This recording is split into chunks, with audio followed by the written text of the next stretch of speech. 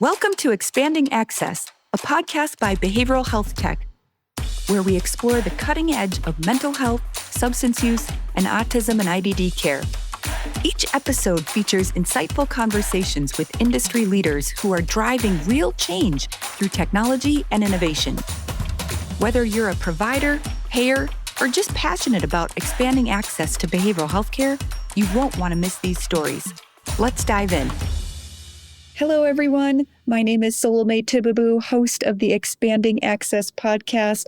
And as always, we have an amazing guest, expert, the intersection of mental health and AI. Thanks so much, Dominik, for joining us. Just to jump right in, can you start by telling a little bit about yourself, how you got interested in this space, and of course, for those unfamiliar, what is mdhub? Yeah, absolutely. First of all, thanks for having me. I've been following you and we've been at BHT now 2 years in a row, and I'm excited to attend this year as well. Yeah, so thanks for having me. A bit about myself and mdhub. So yeah, my background really is in building and scaling product and operation teams in hyperscale environments. At my previous gig, I was one of the founding employees, and we actually scaled the company from 0 to 4,000 people and more than 300 million in revenue. So this was a fun journey. It was an unrelated industry though. And my passion was always for behavioral health. And during the COVID times, this got enhanced even more as some of my colleagues and close family and friends started struggling really with their mental health. And this really showed me the gaps in the industry more and more. So I then decided to apply my knowledge of building product and tech to the space. And then really how the stars aligned was when my co-founder, my now co-founder, Efren, who I worked with for the last 8 years by now, mentioned that he's working on a side project with a psychiatrist. And he was like, Dom, all these psychiatrists are working with pen and paper. The tools they use, they look terrible. Let's build. And that's really how mdhub started. Amazing. What a journey. And yeah, tell us, what is mdhub exactly? Yeah, absolutely. So really, mdhub has evolved quite a bit over the years. But in a nutshell now, we essentially have built an AI operating system for behavioral health clinics to run in one system end to end. So we essentially bring together the concept of AI workers across admissions, clinical operations, and then also on the billing, allowing basically clinics to replace legacy CRMs, EHRs, and RCM solutions so that they can actually operate end-to-end on mdhub. It's been a fun journey over the last 3 years. We have now more than 10,000 clinicians actually on the platform, and clinics like Psychiatry, the Family Care Center, or interventional clinics like Radial that are just getting started as well, operating on mdhub. That's fantastic and big. That's a really big deal, what you're saying. In fact, I've heard you argue before that operations are really the bottleneck to care in behavioral health. Can you talk a little bit about what that looks like day to day inside a real clinic? Yeah, 100%. So when I started to become really an expert, like a few years ago in the space, I always was surprised that even though there's obviously such a shortage of clinicians, not all clinics were operating at full capacity. So clinicians had availability and clinics were actively looking to to basically get patients through the door. And what then became more and more obvious when we started to dig into the clinics and the operations was that the infrastructure they were operating on became the bottleneck, really. And I always look at this in 3 buckets, really. Like if you look, for example, the front door, like a digital front door, then clinical operations, and then on the billing front. And very classic example on the front door, right? Patients all call on Monday, 8 a.m. And it doesn't matter how many people you staff, you will have missed calls, right? So then when a patient is actively seeking help, and we all know in behavioral health, this window is also sometimes very short. And then if they're on hold or they don't get through, this is obviously a terrible experience for the patient and also for the clinic. Yeah, a missed opportunity to get patient access to care.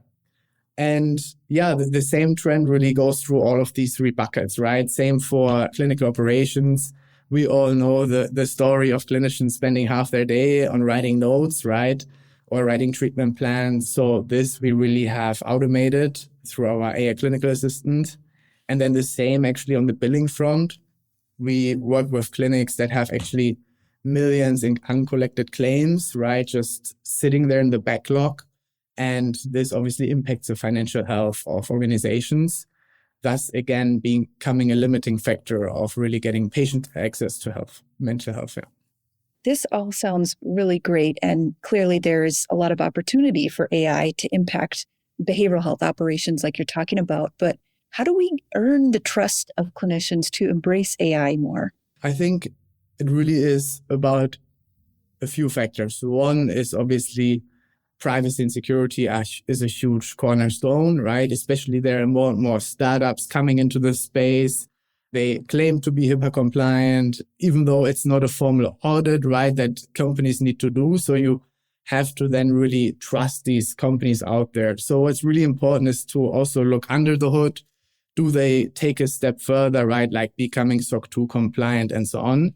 Looking through the privacy policy, the terms on service, this is really, really important to start building that trust. And then I think another key factor that wins trust is building a system that's reliable. So in the early days, of course, it wasn't as smooth, right, when we got started 3 years ago. But over time, we have become so reliable that clinicians can just really focus on their patients, and we just make sure that everything works in the background. The same with other products that we have, right? Like with our call agent, we call her Sarah.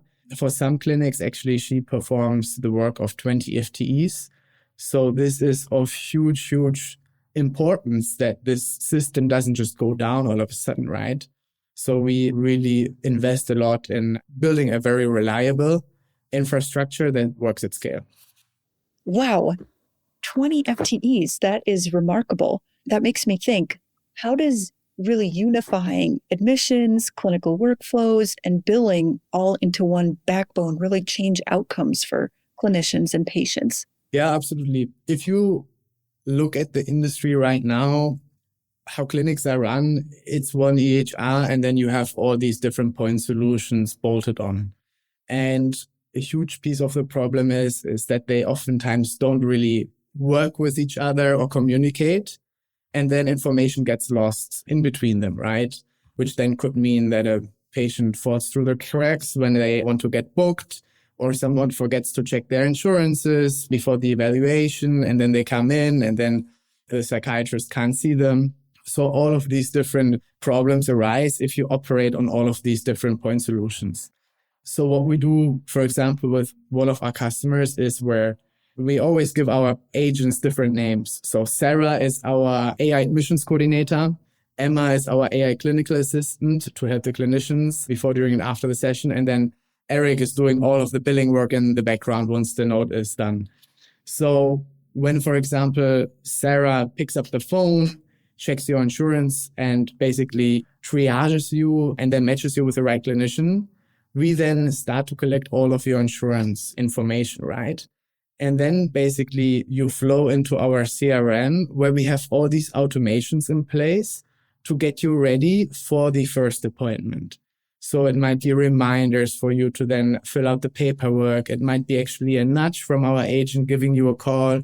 So really engaging you and making sure the VOBs is checked in detail, and that then the clinician has all of the relevant information actually pre-charted through Emma before they see you. So they have a lot of information about you before they actually are seeing you. And then obviously, we have already collected the VOB and the insurance information in the beginning for Sarah.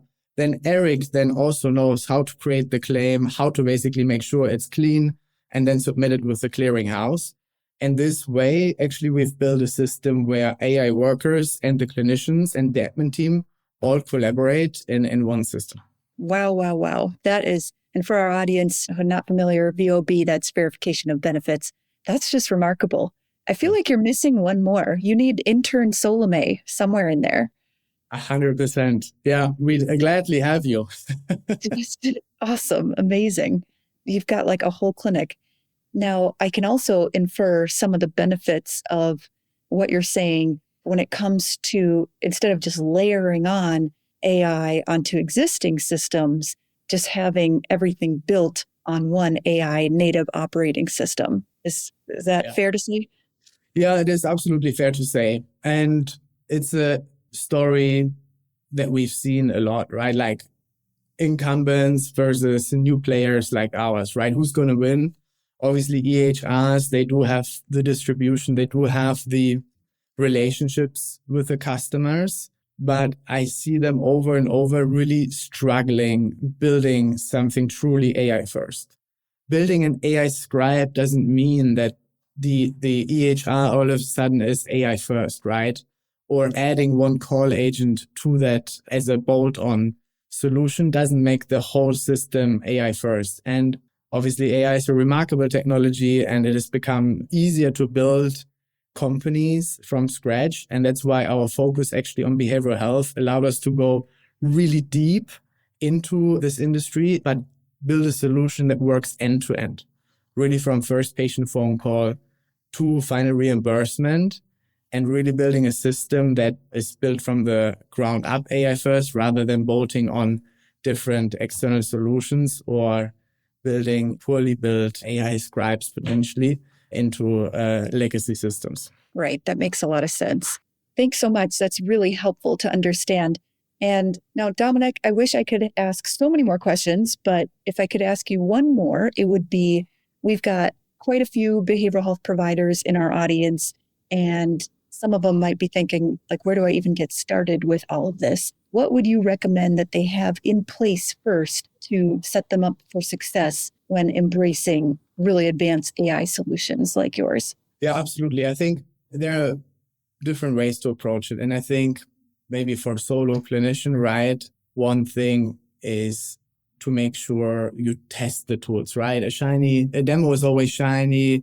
It might work, it might not work then in production, right? When you're actually seeing your patients. So you really should use a tool that allows you to trial it, potentially even for free for a while, and then really get this adopted into your workflows and then see if it works actually at scale.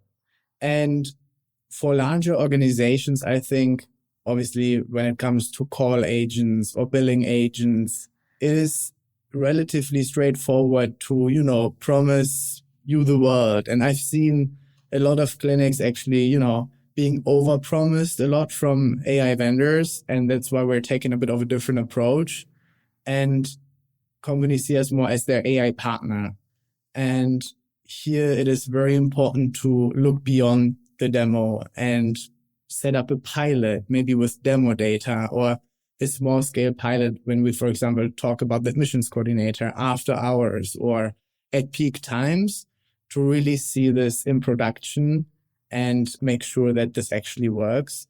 I think this is really, really important in a world where obviously there's a lot of competition and companies out there. And then also checking references, right? So for example, if you work with us, we can provide you with references from clinics that have like 1,000+ clinicians and are using all of these tools in production. And I think this is really, really important to really take one step further than just, listening to the demo. Really great advice for any new solution, candidly. Excellent. Thank you so much, Dominik. Really a pleasure to connect with you and share your story and expertise and the great examples you're seeing across mdhub. Absolutely. Thanks for having me, and excited to see you very soon in person again. Thanks for tuning in to Expanding Access. We hope you're feeling inspired by today's discussion. If you've enjoyed the episode, subscribe and share it with your network. For more content and opportunities to get involved in transforming care, visit behavioralhealthtech.com. Until next time, let's keep pushing boundaries and expanding access together.